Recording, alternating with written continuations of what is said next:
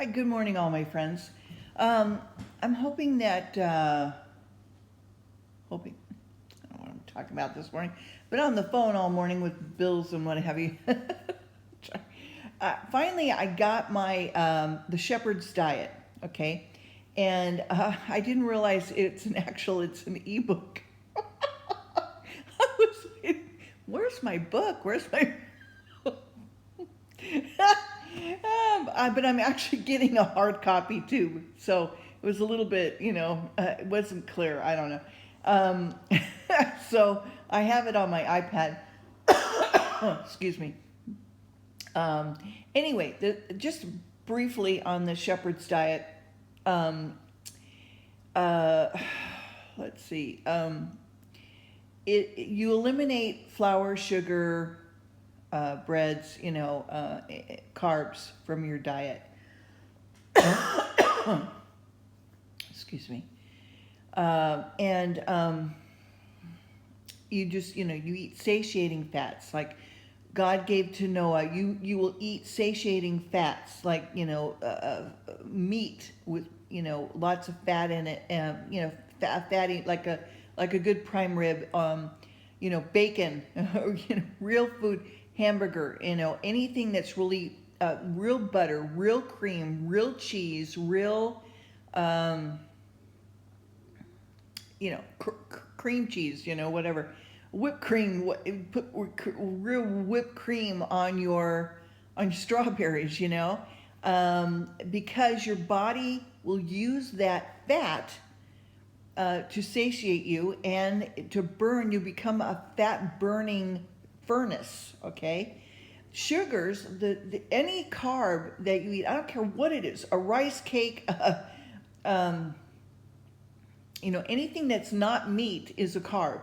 All right, rice, potato, bread, pastry, cakes, all that stuff just turns into sugar, and you don't want to eat, and you don't want to eat too much meat because meat also can turn into a sugar. So you want to eat the right portion for your body type, okay, and size and so forth. Um, so I'm thinking it's probably about 4 ounces, or maybe more. Or 6. I'm not sure. I don't have the whole book. So anyway, and at first, the first 3 days, your body not having that type of sugar, it's going to be a little sluggish. But then all of a sudden you get euphoric, kind of like a runner's high. I know this because I used to run, and so we're going to start a new way of eating, and so we'll see what happens. And I know God's got my back, so this body is supposed to be a temple, and to Him, and so that's what I'm going to start doing. Plus, I have a piece of gym equipment coming in that I'm going to be able to use.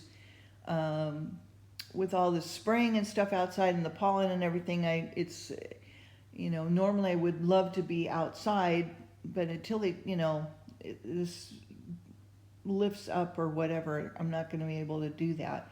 I've got a great pool in my area here that I can use, but again, it's outside pool. It's not an indoor pool. I don't know, I'll have to wait. And I usually like to swim in the summertime anyway, so it's a little bit warmer. It's been very warm here in the valley, in the 80s, so it's just perfect. But I also work in the afternoon. So anyway, no excuses, and I'm just sharing this with you. Hey, getting back to the Bible now. Oh, and I'm learning a new song, how to do Jim Croce's Time in a Bottle. So when I get it down, I'll play it for you. All right, so chapter 10 of First Chronicles is where I'm going to start reading, because the rest of it is just basically genealogies, okay? And, we've already read about them in Kings, and we will be reading more about it in, let's see, I think it's in Ezra's. As we go on. Okay, so chapter 10 is where I'm going to start with Saul's death, and this should go into a little bit more, hopefully.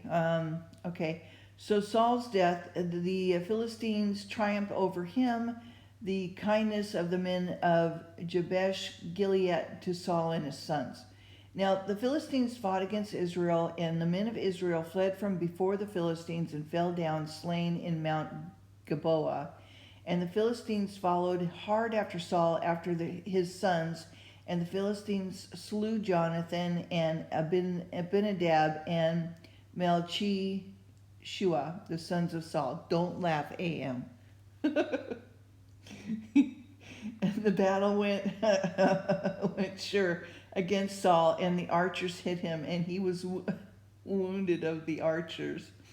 Then said Saul to armor-bearer, draw thy sword and thrust me through therewith, lest these uncircumcised come and abuse me. But his armor-bearer would not, for he was sore afraid. So Saul took a sword and fell upon it. And when his armor-bearer saw that Saul was dead, he fell likewise on the sword and died. So Saul died, and his 3 sons, and all his house died together. And when all the men of Israel that were in the valley saw that they fled, and that Saul and his sons were dead, then they forsook their cities and fled, and the Philistines came and dwelt in them. And it came to pass on the morrow that when the Philistines came to strip the slain, they found Saul and his sons fallen in Mount Gilboa. Then they had stripped him and took his head and his armor and sent it into the land of the Philistines round about, to carry tidings unto their idols and to their people. And they put his armor in the house of their gods, and fastened his head in the temple of Dagon. And when all the Jabesh Gilead heard all that the Philistines had done to Saul, they arose, all valiant men, and took away the body of Saul and the bodies of his sons, and brought them to Jabesh, and buried their bones under the oak of Jabesh, and fasted 7 days. So Saul died for his transgression which he committed against the Lord, even against the word of the Lord, which he kept not, and also for asking counsel of one that had a familiar spirit to inquire of it, and inquire not of the Lord. Therefore he slew him, and turned the kingdom into David the son of Jesse. Okay, so we're gonna, I guess in reading this, we're gonna kind of rehash some things, and maybe some things will be made a little bit more clear. Now I'm going to stop there because there was something that I saw last night on YouTube. Steve Quayle. So I don't know about Steve Quayle. He's a brother in Christ, and so I don't want to judge or anything. It's just sometimes for me it's hard for me to listen to him, because it sounds like fear-mongering going on. So some people can take him, some people can't. And I try to listen just for the content of what he's saying, because he has access to generals and certain people in high places that we don't, as Christians, don't normally have access to. And with all of these goings on in the Antarctic, Obama going down there, ex-astronaut going down there and coming back ill. His name eludes me right now, but anyway, so what's going on in the Antarctic? Well, they found a nest of giants, okay, and Nephilim. And they're kind of like hibernating. They're in stasis. They haven't awoken yet or something, okay? And or some of them did awake, and some were not quite awake, and there were some casualties. And also you heard about the giant of Kandahar in Afghanistan. He actually killed one soldier for sure, perhaps wounded some others, but he was eventually killed. And they're talking about using, if you use any kind of ammo, that you should use pure copper bullets, not jacketed, but pure copper bullets. That this seems to kill them. You remember this, the old fairy tale? Fee, fi, fo, fum, I smell the blood of an Englishman. They actually have a way to detect through their sense of smell your DNA blood type, okay? And especially if you're a Christian, they able to track you, okay? So you don't need a chip in your body. They'll find out where you're at, you know?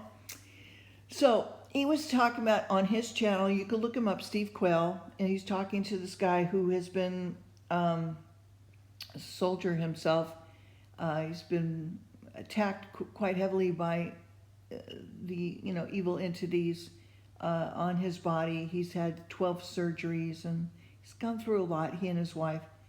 And anyway, they're both in their 60s, or same generation. So,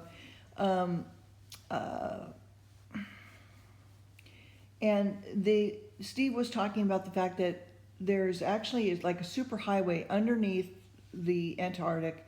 If you go down 3 to 4 miles before you hit molten lava or whatever down there, you know how they can make tunnels. They can make, like from England to France, they made an under the water tunnel kind of thing. They're wanting to make that through South America up to America. Bring these giants here. And God only knows what they're going to do, okay? I don't know if Trump's privy to this or not. I don't know. This is the military complex.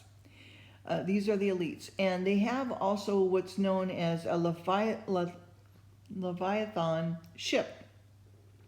The Leviathan, I can't speak today, was an actual dragon. There was male, female. God killed the female because he knew that if they mated, it would destroy the world. This was before the flood. He gave the meat of this thing to his people. Even the flesh of it he gave to Adam and Eve to wear, because it was scaled, kind of like an armor.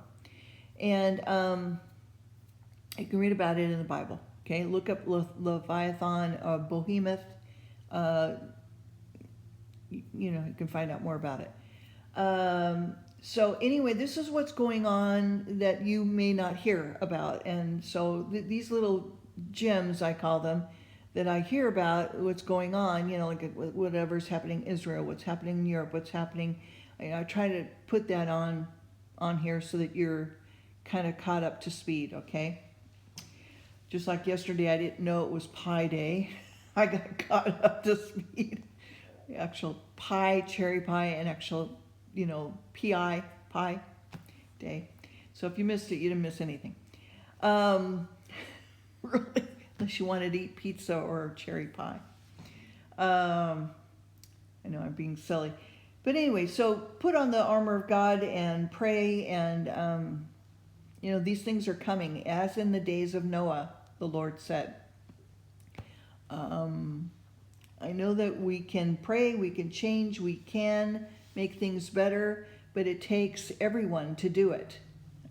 Everyone has to be praying daily, every morning, for change, for us to have, that's why Jesus said the Lord's Prayer. As it is in heaven, let it be here on earth. But that hasn't happened because we're not all praying the same prayer daily. And thinking that way, and being loving and loving each other. So there you go. Anyway, so I will continue with the Chronicles that way. What I just read today, I'll do some more tomorrow. I just didn't have enough time today, so forgive me. And we'll hopefully have some more music as the week goes on. I want to learn that song. So have a great one. Talk to you later. Happy Hump Day. Bye.